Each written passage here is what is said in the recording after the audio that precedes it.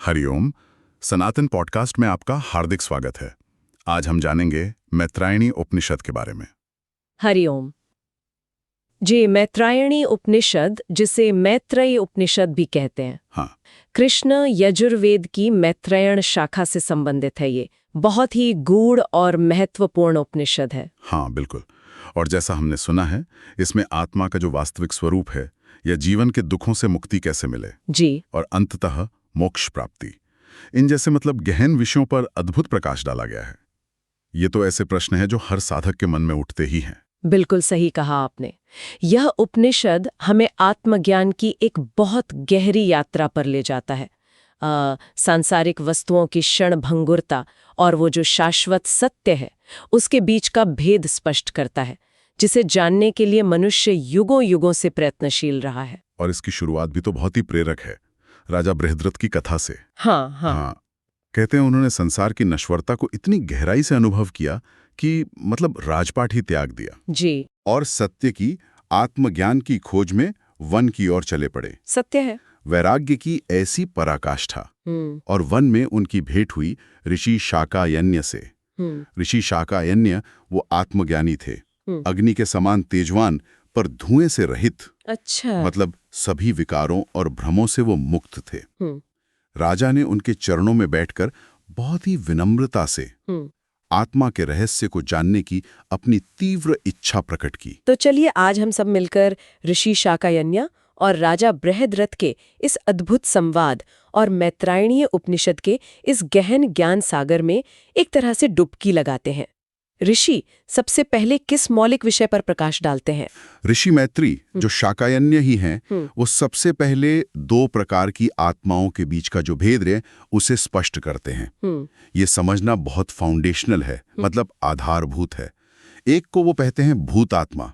भूतात्मा। अच्छा, ये शब्द थोड़ा स्पष्ट करेंगे, इसका क्या अर्थ है? देखिए, भूतात्मा वो चेतना है जो पंच तन्मात्राओं शब्द, स्पर्श, रूप, रस, गंध और पंच महाभूतों पृथ्वी, जल, अग्नि, वायु, आकाश, इनके सहयोग से बने इस भौतिक शरीर में रहती है। अच्छा। यही वो आत्मा है जो अपने द्वारा किए गए कर्मों के फलों को भोगती है, चाहे वो कर्म अच्छे हों या बुरे हों। ये परिवर्तनशील है, जन्म लेती है, मरती है, और सबसे महत्वपूर्ण बात, ये प्रकृति के जो 3 गुण हैं, सत्व, रजस और तमस, उनके प्रभाव में आकर बदलती रहती है, सुख दुख का अनुभव करती है। अच्छा, तो ये वो आत्मा है जिसे हम सामान्यतः मैं समझ लेते हैं, जो इस शरीर और संसार से जुड़ी हुई है। तो फिर दूसरी आत्मा कौन सी है? दूसरी आत्मा ही हमारी वास्तविक पारमार्थिक आत्मा है, जिसे हम परमात्मा, ईश्वर या ब्रह्म, या ब्रह्म कह सकते हैं। ये भूतात्मा से पूरी तरह भिन्न है। ये संसार के किसी भी प्रपंच, किसी भी कर्म और उनके फलों से आप कहिए सर्वथा अप्रभावित रहती है। वो अपनी ही महिमा में स्थित है, शुद्ध है, शांत है, अजर, अमर, अभय और नित्य है। वो सदा एक रस रहती है। पर इसे जाना कैसे जा सकता है फिर? क्या हमारी इंद्रियां इसे देख, सुन या महसूस कर सकती है? नहीं, ये इंद्रियों का विषय नहीं है। इंद्रियां तो केवल बाहरी संसार को ही जान सकती हैं ना। इस पारमार्थिक आत्मा को तो केवल अत्यंत निर्मल और तीक्ष्ण बुद्धि, जिसे हम विवेक या तर्क कह सकते हैं, उसके द्वारा अनुभव किया जा सकता है। और हृदय या प्रज्ञा, जिसे हम अंतस्फुरना या सीधी जानकारी इंट्यूटिव नॉलेज, उससे इसकी पुष्टि होती है। ये भूतात्मा के कर्मों और दुखों में कभी लिप्त नहीं होती। ठीक वैसे ही जैसे कमल का पत्ता पानी में रहता है पर पानी से गीला नहीं होता। बिल्कुल। उस पर पानी की बूंद मोती की तरह चमकती है पर पत्ते को भिगोती नहीं। परमात्मा संसार में रहते हुए भी संसार से निर्लिप्त है। ये तो अद्भुत और अत्यंत गहन विचार है। पर फिर एक प्रश्न उठता है, अगर हमारे भीतर ही वो शुद्ध, शांत, निर्लिप्त परमात्मा स्थित है, तो फिर ये भूतात्मा इतनी भ्रमित और दुखी क्यों रहती है? वो अपने इस वास्तविक स्वरूप को पहचान क्यों नहीं पाती? रजस और तमस, जब भूतात्मा इन गुणों के प्रभाव में आती है तो वो मोहित हो जाती है। उसकी दृष्टि कह सकते हैं भ्रमित हो जाती है। मोहित? अच्छा, किस प्रकार का मोह? वो स्वयं को ये नश्वर 5 भौतिक शरीर समझने लगती है। उसके मन में गहरे ये भाव उत्पन्न होते हैं, मैं ये शरीर हूँ, ये परिवार मेरा है, ये धन मेरा है। इस तादात्म्य के कारण, इस गलत पहचान के कारण वो अपने कर्मों के फलों में बुरी तरह बंध जाती है। ठीक वैसे ही जैसे कोई पक्षी शिकारी के बिछाए जाल में फंस जाता है और छटपटाता रहता है। इसी मोह और बंधन के कारण वो अपने ही भीतर, अपने हृदय गुहा में स्थित उस शांत, साक्षी, नित्य परमात्मा या अपने वास्तविक सृष्टिकर्ता स्वरूप को नहीं देख पाते। आपने गुणों का उल्लेख किया था, तमस और रजस। इनके प्रभावों के बारे में उपनिषद में क्या विस्तार से बताया गया है? ये कैसे भूतात्मा को बांधते हैं? हाँ, बहुत विस्तार से बताया है। तमोगुण के प्रभाव से देखिए, व्यक्ति में भ्रम आता है, डिलूजन, अकारण भय, गहरा शोक, आलस्य, असावधानी, शारीरिक और मानसिक क्षय, दुख, तीव्र भूख प्यास जो कभी तृप्त नहीं होती। अच्छा। बेवफाई, क्रोध, अज्ञान, क्रूरता, नीचता, दूसरों के प्रति ईर्ष्या, निर्लज्जता, झूठा अभिमान, मूर्खता, बेमानी, अहंकार और कंजूसी जैसे अनेक नकारात्मक भाव उत्पन्न होते हैं। ये सभी भाव आत्मा को नीचे की ओर, अंधकार की ओर खींचते हैं। और रजोगुण के क्या प्रभाव बताए हैं? ये भी बंधनकारी है? रजोगुण भी उतना ही बंधनकारी है, पर इसका स्वभाव क्रियाशीलता और कामना है। इसके प्रभाव से व्यक्ति में अत्यधिक लोभ, सांसारिक वस्तुओं के प्रति तीव्र लालच और कभी न समाप्त होने वाली तृष्णा, ममत्व यानी मेरा मेरा का अत्यधिक भाव, निर्दयता, दूसरों के प्रति घृणा, कपट या धोखा देने की प्रवृत्ति, मन की तीव्र बेचैनी, उन्माद, अत्यधिक चंचलता, दूसरों को रिझाने या प्रभावित करने की निरंतर कोशिश, चापलूसी, केवल इंद्रिय सुख भोगने की प्रबल इच्छा मतलब सुखवाद, पेटूपन, फिजूल खर्ची और छोटी छोटी बातों पर चिड़चिड़ापन जैसे भाव आते हैं। ये गुण व्यक्ति को निरंतर कर्मों में और इस संसार के मायाजाल में उलझाए रखते हैं, उसे शांति नहीं लेने देते। ये दोनों ही गुण तो व्यक्ति को भटकाने वाले हैं, लेकिन परमात्मा जो वास्तविक आत्मा है वो इन सबसे परे है। हाँ बिल्कुल, परमात्मा इन सबसे बिल्कुल परे है। वो केवल एक साक्षी मात्र है। इन गुणों के खेल को, भूतात्मा के इस उतार चढ़ाव को देखता रहता है, पर स्वयं उसमें कभी लिप्त नहीं होता। ठीक वैसे ही जैसे आकाश में बादल आते जाते रहते हैं, पर आकाश तो उनसे अप्रभावित रहता है। इसी अप्रभावित रहने की बात को समझाने के लिए उपनिषद में वो लोहे के गोले का एक बड़ा सुंदर दृष्टांत भी दिया गया है ना? बिल्कुल, ये दृष्टांत परमात्मा की निर्लिप्तता को बहुत स्पष्ट करता है। कल्पना कीजिए एक लोहे के गोले की, जिसे धधकती हुई अग्नि में खूब तपाया गया है। अब जब लोहार उस तप्त लाल गोले पर भारी हथौड़े से चोट करता है, तो गोले के तो अनेक रूप बन जाते हैं। वो चपटा हो सकता है, लंबा हो सकता है, कोई और आकार ले सकता है। लेकिन जिस अग्नि ने उस गोले को व्याप्त कर रखा है, जो उसकी तपन का कारण है, क्या उस अग्नि पर हथौड़े की चोट का कोई प्रभाव पड़ता है? क्या अग्नि का रूप बदलता है? नहीं, अग्नि अप्रभावित रहती है। हाँ, ये बात समझ में आई।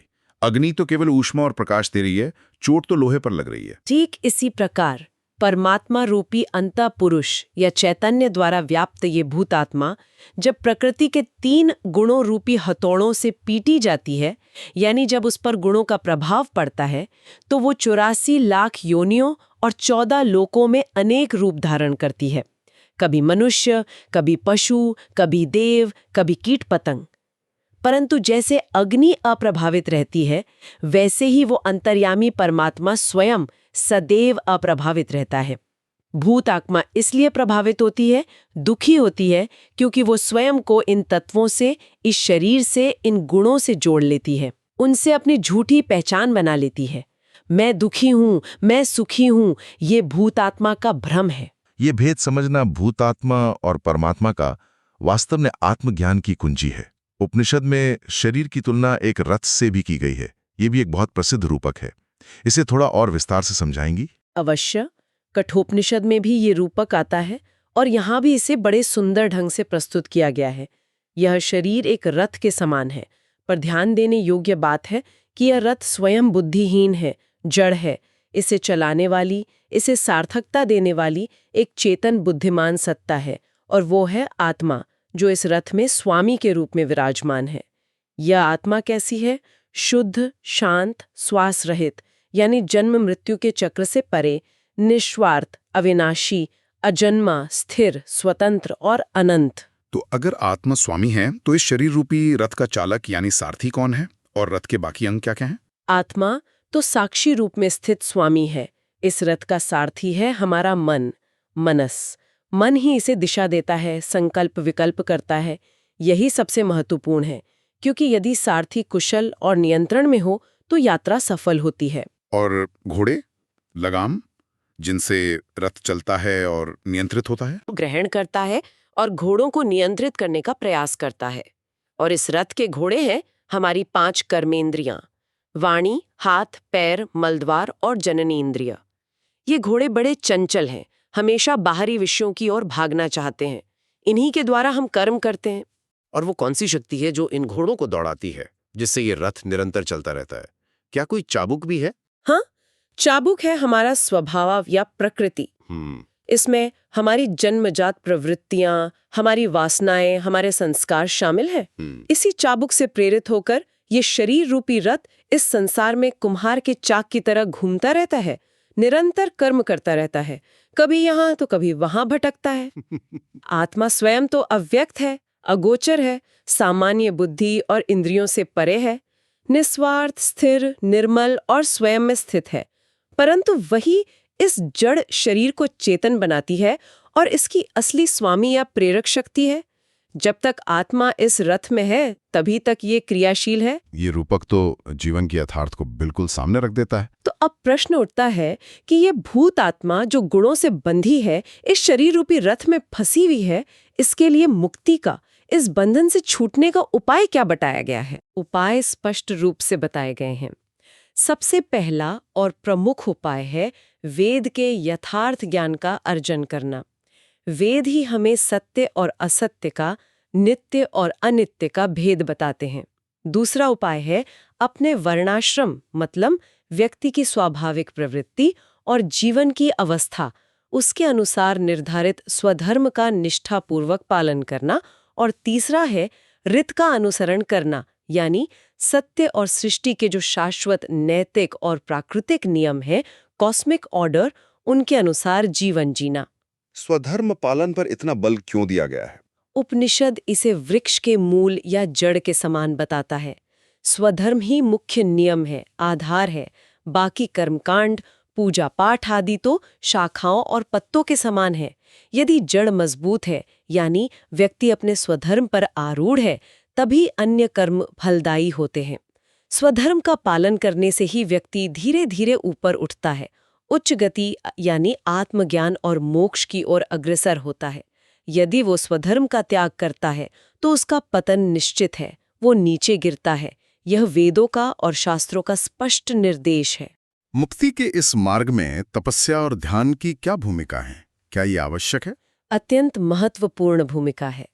उपनिषद कहता है कि तपस्या यानी स्वधर्म पालन में कष्ट सहना, इंद्रिय संयम, व्रत आदि, उससे सत्य की दृढ़ता आती है। सत्य का निरंतर पालन करने से मन शुद्ध और एकाग्र होता है। शुद्ध और एकाग्र मन से ही आत्मा का यथार्थ ज्ञान प्राप्त होता है। और जिसने एक बार आत्मा को जान लिया, जिसने अनुभव कर लिया कि मैं शरीर नहीं शुद्ध आत्मा हूँ, वो फिर इस जन्म मृत्यु के चक्र में वापस नहीं लौटता, वो मुक्त हो जाता है। इसलिए कहा गया है ब्रह्म ज्ञान, तप और ध्यान, ये तीनों मिलकर ही ब्रह्म की प्राप्ति कराते हैं। और इस परम प्राप्ति का फल क्या होता है? ऐसा आत्मज्ञानी व्यक्ति हिरण्यगर्भ यानी सृष्टि के रचयिता ब्रह्मा के लोक से भी परे चला जाता है।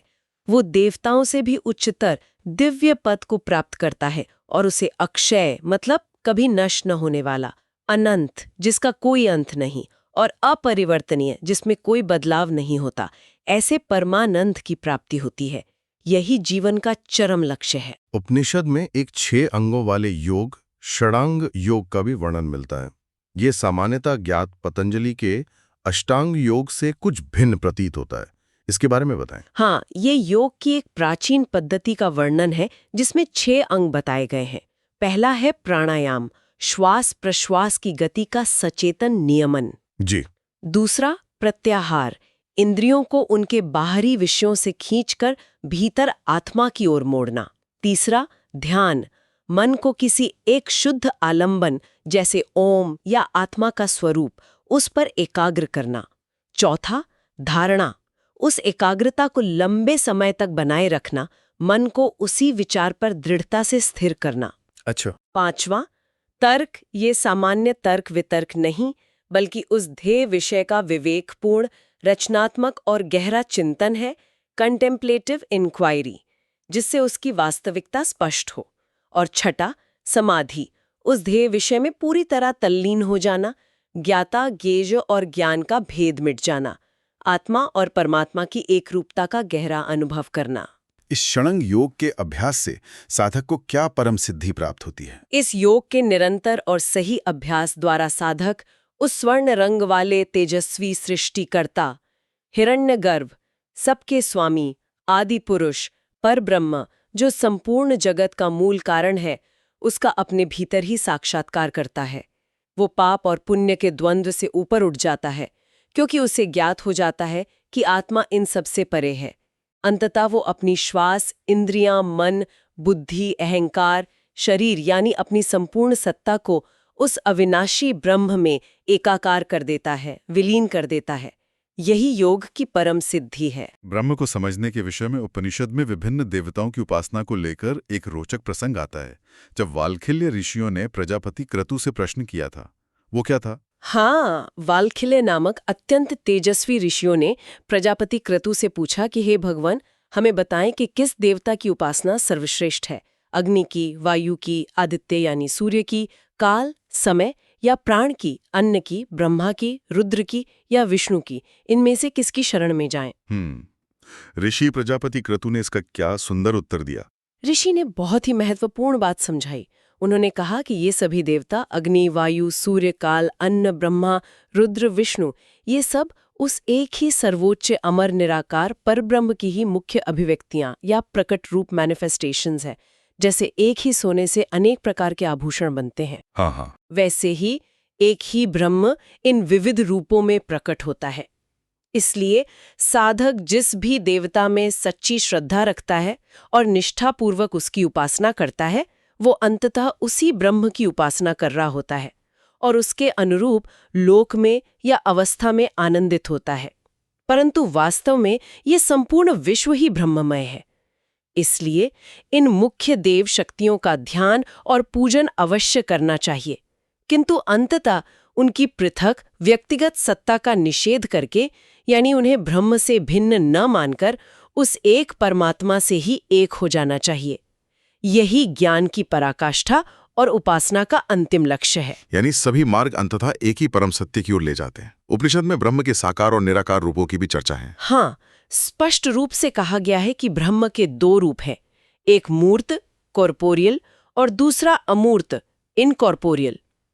मूर्त रूप वो है जो साकार है, कार्य रूप में प्रकट है, जिसे हम देख सकते हैं, अनुभव कर सकते हैं, जैसे ये संपूर्ण जगत। ये रूप असत्य है, यानी परिवर्तनशील है, नश्वर है, इसकी सत्ता सापेक्ष है। अच्छा। अमूर्त रूप ही सत्य है, क्योंकि वो निराकार है, कारण रूप में है, अपरिवर्तनशील और शाश्वत है, और जो सत्य है वही ब्रह्म है, जो ब्रह्म है वही ज्योति यानी प्रकाश है, और जो ज्योति है वही आदित्य यानी सूर्य है, और ये सूर्य ही उस प्रणव यानी ओम का आत्मा बन गया। ओम की महत्ता पर हम शीघ्र ही विस्तार से बात करेंगे। अब ये बताएं कि सृष्टि की उत्पत्ति इन तीनों गुणों से कैसे हुई, इसका क्या क्रम बताया गया है? उपनिषद के अनुसार सृष्टि से पूर्व प्रलय अवस्था में केवल तमस मतलब अंधकार, अव्यक्त प्रकृति, अनडिफरेंशिएटेड मैटर ही था। वो परम सत्ता ब्रह्म में लीन था। जब परब्रह्म की ईक्षण हुई यानी संकल्प हुआ, एको अहम बहुश्याम, मैं एक हूं अनेक हो जाऊं, हाँ। तो उस तमस में विषमता आई यानी संतुलन भंग हुआ, उसमें हलचल हुई, जिससे रजस गुण, क्रियाशीलता, ऊर्जा वो प्रकट हुआ। फिर रजस के प्रेरित होने पर उसमें और विषमता आई, जिससे सत्वगुण, प्रकाश, ज्ञान, हल्कापन वो प्रकट हुआ। और सत्वगुण से फिर क्या हुआ? जब सत्वगुण प्रेरित हुआ तो उससे रस यानी सार तत्व एसेंस प्रवाहित हुआ। यही वो अंश है जो पूर्णतः चेतन है, जो प्रत्येक जीव में आत्मा या क्षेत्रज्ञ मतलब शरीर को जानने वाला के रूप में प्रतिबिंबित होता है। ठीक वैसे ही जैसे एक ही सूर्य का प्रतिबिंब सैकड़ों घड़ों के जल में अलग अलग दिखाई देता है, पर सूर्य एक ही रहता है। यही आत्मा संकल्प, इच्छा और विश्वास से प्रमाणित होती है। इसी को विश्व नामक प्रजापति कहा गया है। और त्रिदेव ब्रह्मा विष्णु रुद्र का संबंध इन गुणों से किस प्रकार स्थापित किया गया है? तमस गुण से संबंधित अंश रुद्र यानी संहारक शक्ति है, रजस गुण से संबंधित अंश ब्रह्मा यानी सृजन शक्ति है, और सत्व गुण से संबंधित अंश विष्णु यानी पालन शक्ति है। वो परमात्मा मूलतः एक होकर भी सृष्टि के संचालन के लिए इन 3 रूपों में, फिर 8 वसुओं, 11 रुद्रों, 12 आदित्यों और फिर अनंत रूपों में विस्तार पाता है। क्योंकि वो उत्पन्न हुआ, उद्भूत हुआ, इसलिए उसे भूत बींग भी कहते हैं। इसी ब्रह्म की महिमा का गान कुत्सायन स्तोत्र में भी किया गया है। हाँ, कुत्सायन ऋषि द्वारा रचित ये स्तोत्र अत्यंत सुंदर और भावपूर्ण ढंग से ब्रह्म के सर्वव्यापकता और महिमा का वर्णन करता है। स्तोत्र कहता है, हे प्रभु, तुम ही ब्रह्मा हो, तुम ही विष्णु, तुम ही रुद्र, तुम ही प्रजापति, तुम ही अग्नि, वरुण, वायु, इंद्र, चंद्र हो, तुम ही अन्न हो, यम हो, पृथ्वी हो, ये सब कुछ तुम ही हो, और तुम इन सबसे परे अविनाशी भी हो। सभी वस्तुएं, सभी जीव तुम्हारे ही भीतर अनेक रूपों में विद्यमान है, चाहे उनके प्राकृतिक प्रयोजन हो या उनके उच्चतर आध्यात्मिक लक्ष्य। हे ब्रह्मांड के स्वामी, तुम्हें बारंबार नमस्कार।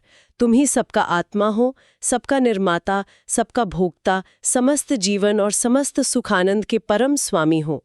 तुम्हें नमस्कार जो परम शांत हो, अत्यंत गहरे रहस्य में छिपे हुए हो, जिसे बुद्धि और इंद्रियों से पूरी तरह समझा नहीं जा सकता, जो अथाह हो और जिसका न कोई आदि है न कोई अंत। अद्भुत स्तुति। यह सुनकर तो मन बिल्कुल शांत हो जाता है। अब आते हैं ओम पर, जिसे प्रणव भी कहा जाता है। उपनिषद में इसके महत्व पर बहुत बल दिया गया है। इसे क्या बताया गया? ओम का महत्व सर्वोपरि है। इसे ब्रह्म का शब्द रूप कहा गया है, नाद ब्रह्म। यह निराकार ब्रह्म का साकार वाचिक प्रतीक है, उसकी प्रगट महिमा है। इसके 3 अक्षर या मात्राएं हैं अ, उ, म, जो सृष्टि, स्थिति और लय के प्रतीक हैं। जागृत, स्वप्न, सुषुप्ति अवस्थाओं के प्रतीक हैं। कहा गया है कि इसी प्रणव ओम से यह संपूर्ण संसार ब्रह्म में ओतप्रोत है, उसी में गुथा हुआ है, जैसे धागे में मणियां पिरोई रहती हैं। ओम के उच्चारण और ध्यान से साधक ब्रह्म से जुड़ता है। और इसकी उपासना या ध्यान किस प्रकार करने का निर्देश है? एक प्रमुख विधि बताई गई, सूर्य को ओम मानकर उसका ध्यान करना। अपनी आत्मा यानी अपनी चेतना और अपनी प्राण शक्ति को सूर्य की आत्मा से, उस विराट चेतना से जोड़ने का अभ्यास करना।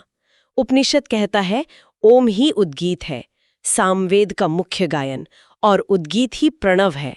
सूर्य ही उद्गीत है और वो प्रणव या ओम है, यानी सूर्य, ओम और उद्गीत ये सब एक ही ब्रह्म के प्रतीक हैं। उपनिषद में ओम के विभिन्न शरीर बताए गए हैं।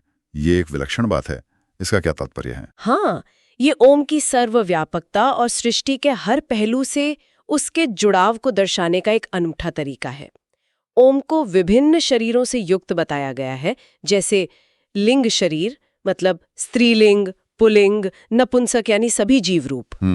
ज्योति शरीर अग्नि, वायु, आदित्य यानी ऊर्जा और प्रकाश के सभी रूप। जी। अधिपति शरीर ब्रह्मा, रुद्र, विष्णु यानी सृष्टि, लय और पालन की शक्तियां।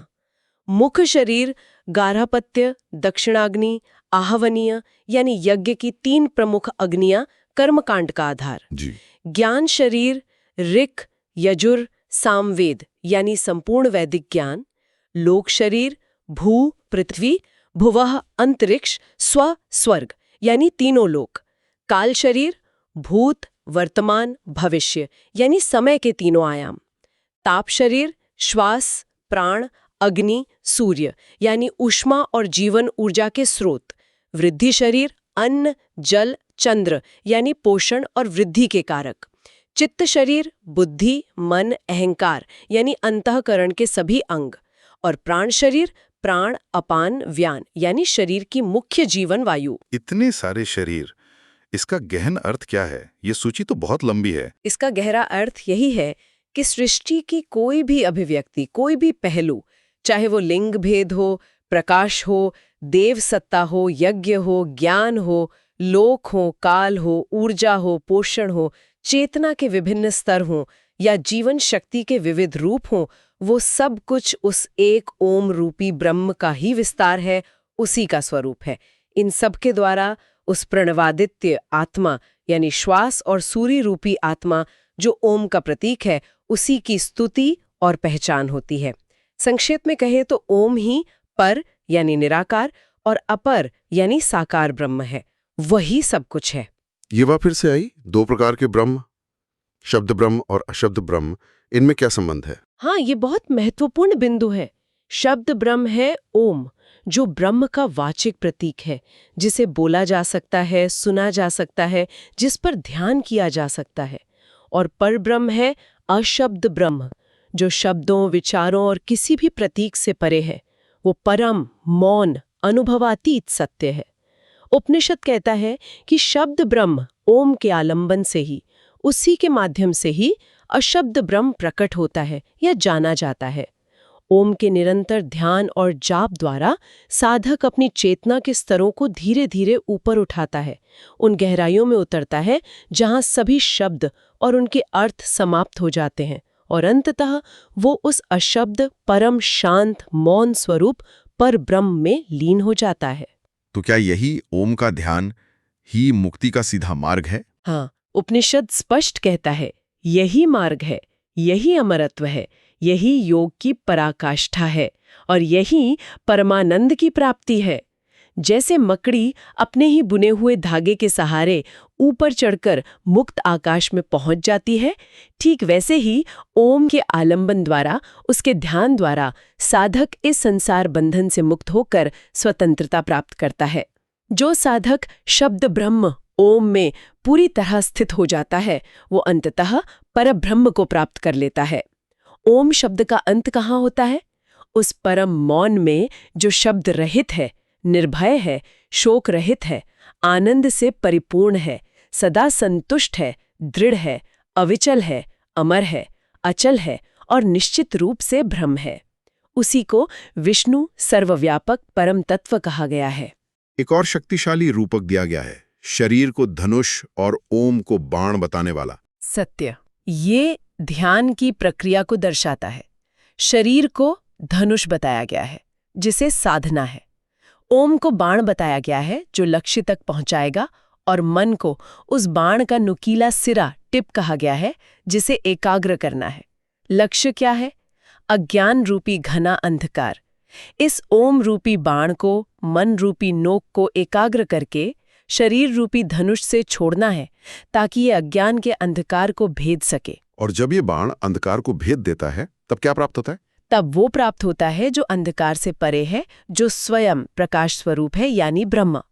फिर अपने भीतर ढके हुए अज्ञान के आवरणों को भेदकर साधक उस परम ब्रह्म का प्रत्यक्ष साक्षात्कार करता है, जो अग्नि के प्रज्वलित चक्र की भांति चमकता है, सूर्य के समान तेजस्वी है, समस्त अंधकार से परे है और जिसकी चमक ही सूर्य, चंद्रमा, अग्नि, बिजली सब में दिखाई देती है।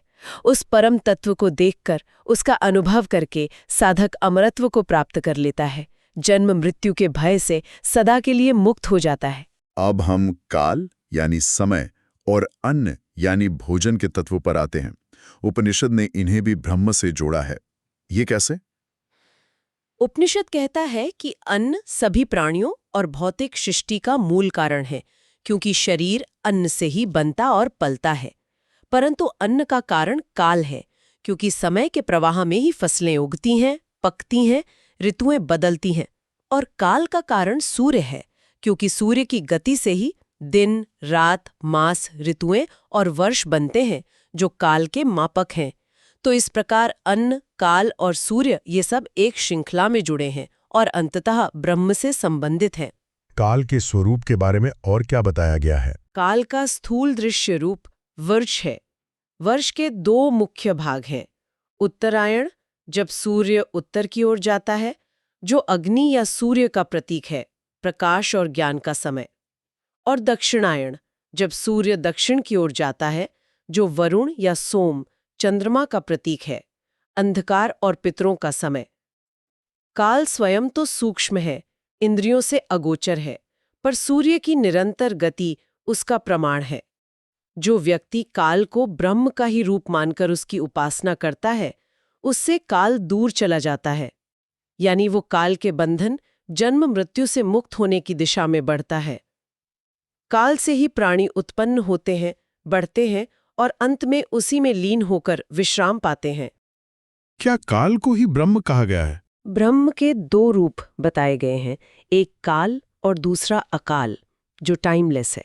सूर्य के उदय से पहले, सृष्टि से पहले जो था वो अकाल था, जिसमें समय का कोई विभाजन, कोई अंश नहीं था। सूर्य के उदय से जो आरंभ हुआ वो काल है, जिसके अंश हैं, जैसे वर्ष, मास, दिन, घड़ी, पल। इस स-अंश काल को ही वर्ष, प्रजापति, अन्न, ब्रह्म का नीड़ मतलब घोंसला या आधार और आत्मा भी कहा गया है। यानी प्रकट जगत में काल ही ब्रह्म की शक्ति का प्रतिनिधित्व करता है। ज्ञानी पुरुष जानता है कि यह प्रकट काल अंततः उसी अकाल ब्रह्म में विलीन हो जाता है। यह प्रकट काल समस्त प्राणियों के लिए एक महासागर के समान है, जिसमें सविता यानी सूर्यदेव निवास करते हैं, और उसी सूर्य से चंद्रमा, तारे, ग्रह, वर्ष आदि उत्पन्न होते हैं और लय होते हैं। संसार के सभी शुभ अशुभ फल इन्हीं काल चक्रों और ग्रहों की गति से प्राप्त होते हैं। इसलिए ब्रह्म ही सूर्य का भी आत्मा है और सूर्य को काल के नाम से पूजना चाहिए, यानी समय के महत्व को समझकर उसका सदुपयोग करना चाहिए। और अन्न का क्या विशेष महत्व बताया गया है? अन्न को आत्मा का उच्चतम या कहिए स्थूलतम रूप कहा गया है। क्यों?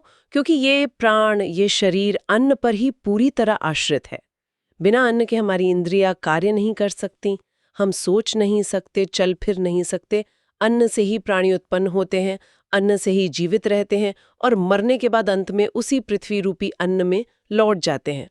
शरीर मिट्टी बन जाता है। हाँ बिल्कुल। देखिए, सभी प्राणी दिन रात अन्न की प्राप्ति के लिए तो दौड़ते रहते हैं। सूर्य भी अपनी किरणों से पृथ्वी से अन्न मतलब जल, ऊर्जा ग्रहण करता है और उसी से वो तेजस्वी होता है। हमारे भीतर प्राणवायु अन्न से सिंचित होकर ही पाचन क्रिया करती है। यज्ञ की अग्नि भी अन्न, घी, समिधा आदि उसी से प्रज्वलित होती है। स्वयं अन्न की इच्छा रखने वाले प्रजापति ब्रह्मा ने ही ये सब रचा है।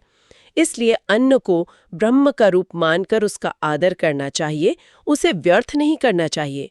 अन्न को क्षय रहित, क्योंकि बीज से पुनः उत्पन्न होता है। पूजनीय, प्राणियों का श्वास सबसे पुराना, क्योंकि सृष्टि के आरंभ से है, और वैद्य, क्योंकि शरीर को स्वस्थ रखता है। कहा गया है, अन्न ही भगवान विष्णु का विश्वभृत, सबको धारण करने वाला रूप है। एक और सूक्ष्म बात कही है, श्वास अन्न का सार है, मन श्वास का सार है, ज्ञान मन का सार है और आनंद ज्ञान का सार है। इस प्रकार अन्न से आनंद तक की यात्रा है। आत्मा की सर्वव्यापकता का वर्णन कैसे किया गया है? वो कहाँ स्थित है? ये वो अग्नि की तरह तेजस्वी और प्रज्वलित है और साथ ही सभी रूपों वाला है, क्योंकि वही सब रूपों में प्रकट है। ये सारा अन्न उसी का भोग है। सभी प्राणी उसी एक आत्मा में ऐसे बुने हुए हैं जैसे ताने बाने में धागे। वो आत्मा पाप, वृद्धावस्था, मृत्यु, शोक, भूख, प्यास, इन सभी द्वंद्वों और दुखों से सर्वथा परे हैं। वो सर्वोच्च स्वामी है, सभी प्राणियों का रक्षक है और वही मर्यादाओं का निर्धारण करता है ताकि सृष्टि की व्यवस्था सुचारू रूप से चलती रहे। वही शंभु है, वही भव, वही रुद्र, वही प्रजापति, वही हिरण्यगर्भ, वही सत्य, प्राण, हंस, शास्ता, विष्णु, नारायण, जितने भी नाम और रूप हैं वे सब उसी एक आत्मा के हैं। और सबसे महत्वपूर्ण निष्कर्ष, जो तत्व अग्नि में है वही हमारे हृदय में है और वही सूर्य में है। ये तत्वतः एक ही है। सो अहम अस्मि। हृदय में स्थित इस अणु से भी सूक्ष्म आत्मा की प्रत्यक्ष अनुभूति या प्राप्ति कैसे होती है? साधना का क्या विशेष मार्ग बताया गया है? एक विशेष यौगिक प्रक्रिया का संकेत दिया गया है। बताया गया है कि सुषुम्ना नामक एक प्रमुख नाड़ी हृदय से ऊपर की ओर ब्रह्मरंध्र, सहस्रार चक्र, सिर के शीर्ष पर स्थित तक जाती है।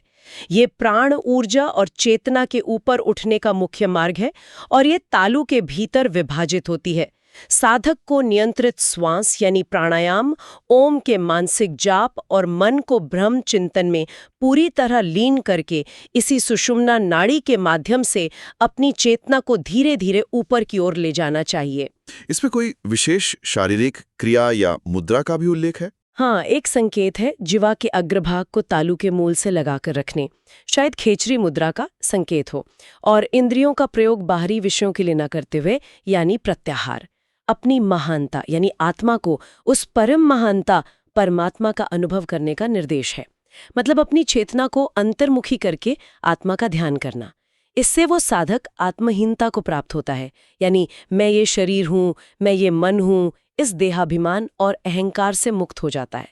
जब अहंकार मिट जाता है तब वो सुख दुख का भोक्ता नहीं रहता, क्योंकि भोक्तापन अहंकार के कारण ही था, और तब वो कैवल्य, एब्सोल्यूट वननेस, परम मुक्ति उसको प्राप्त करता है।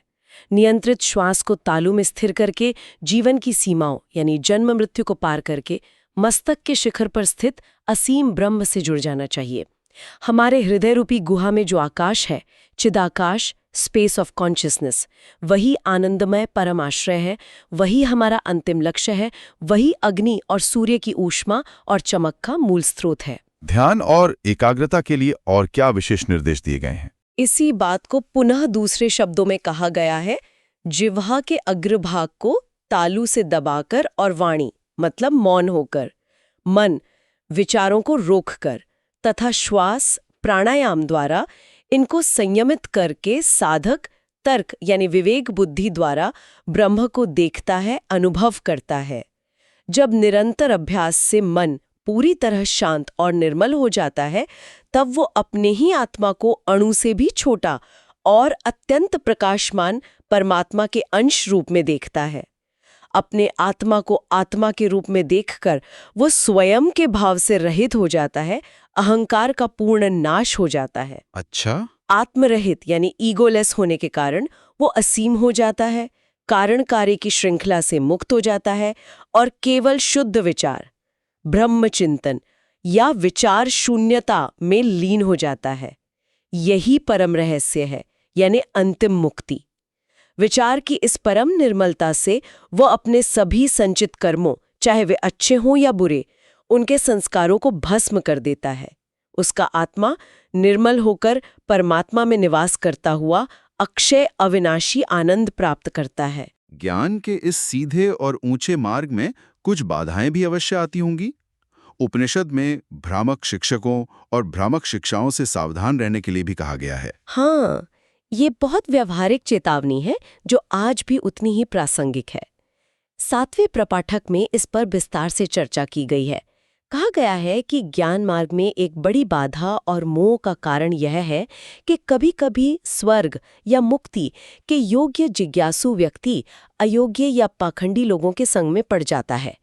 ये अयोग्य लोग कौन हैं? उपनिषद किन लोगों को अयोग्य या भ्रामक मानता है? उपनिषद कुछ उदाहरण देता है।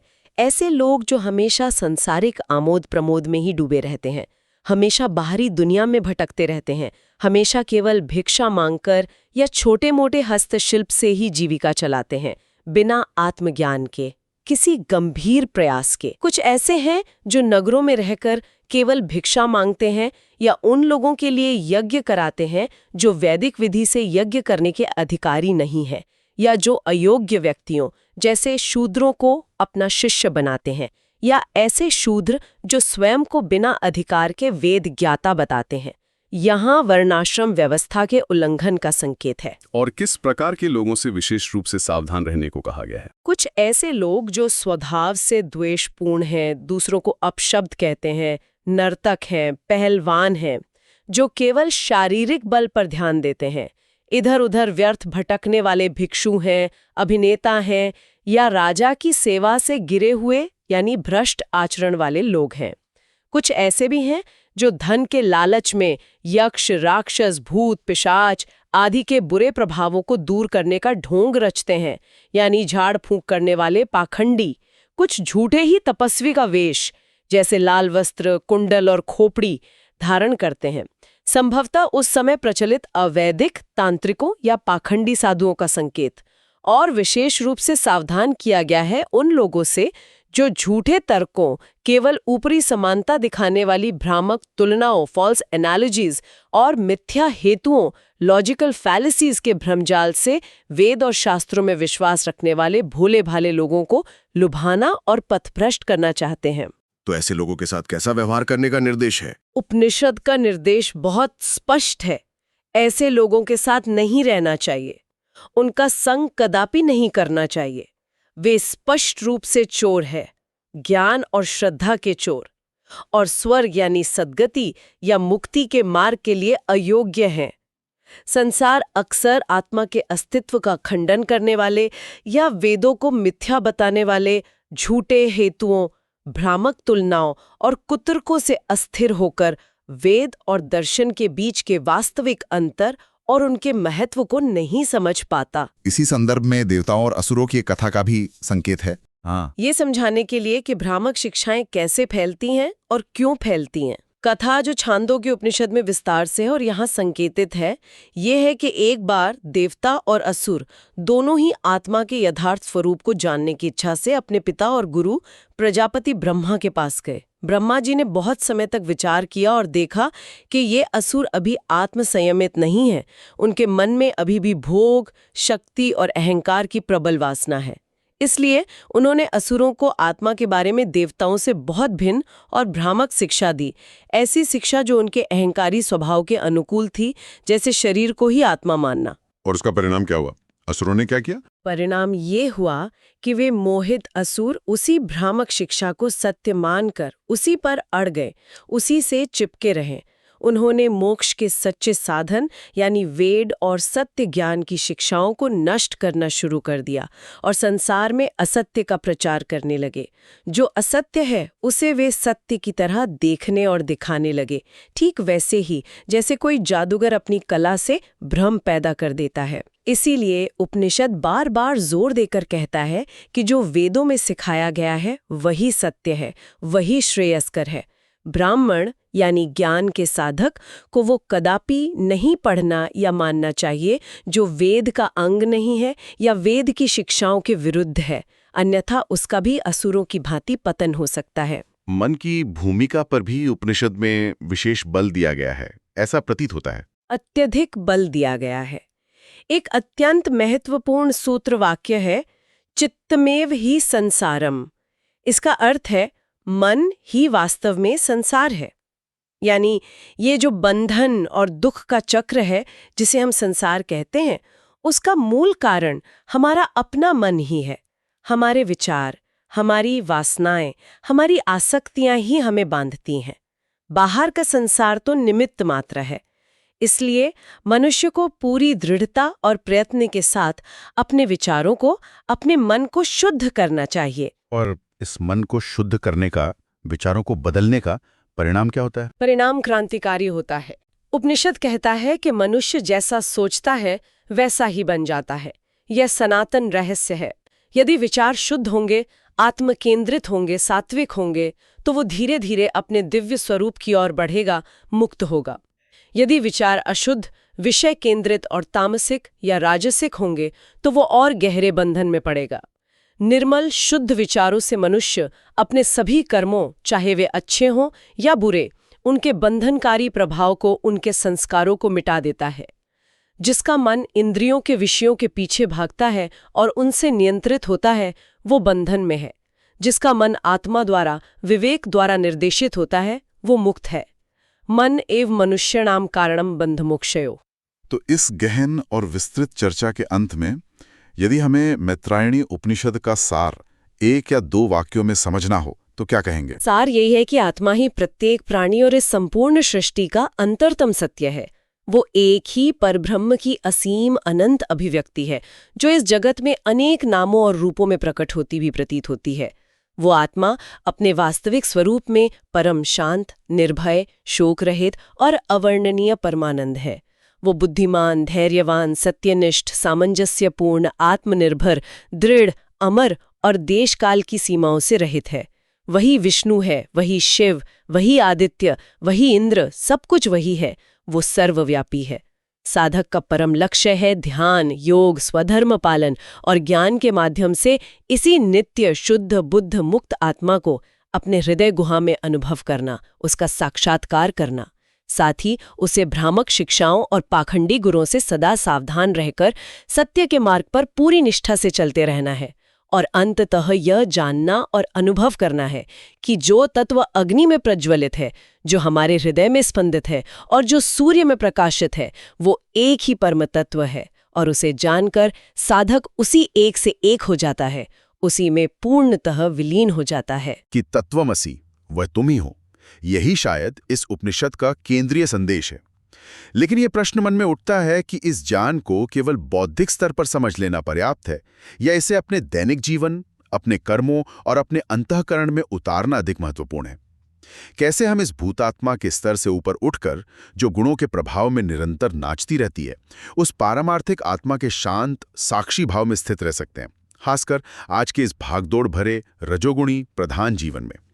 ये सचमुच हर साधक के लिए एक गहरा विचारणीय प्रश्न है। तो हमें आशा है कि आपको हमारी आज की चर्चा पसंद आई होगी। सनातन धर्म से संबंधित ऐसी ही और चर्चाओं के लिए हमारे चैनल को अवश्य सब्सक्राइब करें। धन्यवाद। जय श्री राम।